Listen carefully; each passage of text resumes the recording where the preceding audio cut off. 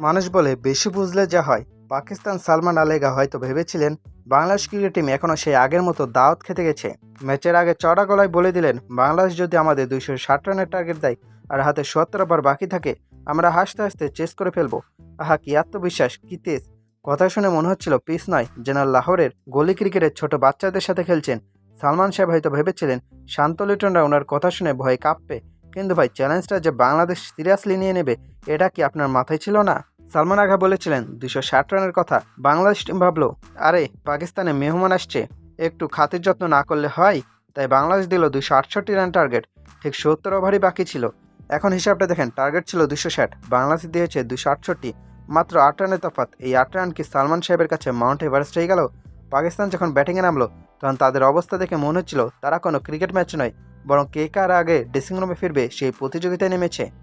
সালমান সাহেব, আপনি তো বলেছিলেন চেস করবেন, তো সেই চিল করা চেষ্টা গেল কই? নাকি বাংলাদেশের বোলারদের বলগুলো আপনাদের কাছে আগুনের গোলা মনে হচ্ছিল? এখন নিশ্চয়ই সালমান আঘার ড্রেসিং রুমের কোনায় বসে বিড়বিড় করে বলছেন, ভাই আমি তো 260 বলছিলাম, ওরা 268 দিল কেন? এই যে 8টা রান বেশি দিছে না, এই 8 রানের ওজনেই আমরা সোজা হয়ে দাঁড়াতে পারি নাই। ওই 8 রানই আমাদের মনোবল ভেঙে দিছে। বাংলাদেশ কি কিপটেমি করতে পারতো না? ঠিক 260 দিলেই তো আমরা জিতে যেতাম। আরে ভাই, অজুহাতের একটা সীমা থাকা দরকার। মাঠে আপনি যখন 260 রান চেস করার কথা ভাবলেন, তখন 8 রান বেশি হওয়া মানে মাত্র কয়েকটা বাউন্ডারি ব্যাপার। কিন্তু আসল কথা হলো, মুখে খই ফোটানো সহজ, কিন্তু তাসকিন নাহিদের গোলার সামনে ব্যাট চালানো অতটা সহজ না। সালমান সাহেব এখন হয়তো ভাবছেন, পরের বার ইন্টারভিউ দেওয়ার আগে অন্তত 2বার ভাবতে ভাবতে যাব। আসলে পাকিস্তানের সমস্যা এটাই, খেলার আগে তারা খেলে জিতে ফেলে, আর খেলার সময় তাদের ব্যাট বল থাকে ছুটিতে।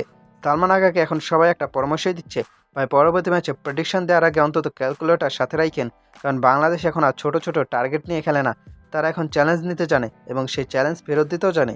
কী হলো সালমান সাহেব, 260 রানের সেই কনফিডেন্স কি এখন করাচি এয়ারপোর্টের ওয়েটিং রুমে বসে খাচ্ছে? বাংলাদেশের জয়টা শুধু একটা জয় নাই, এটা ছিল সালমানের মতো বড় বড় বুলি ছড়া খেলোয়াড়দের গালে একটা কড়া চড়। আপনাদের কি মনে হয় সালমান আগা কি আসলে ওই 8 রানের জন্য হেরেছেন, নাকি তার অতি আত্মবিশ্বাসী কাল হয়েছে?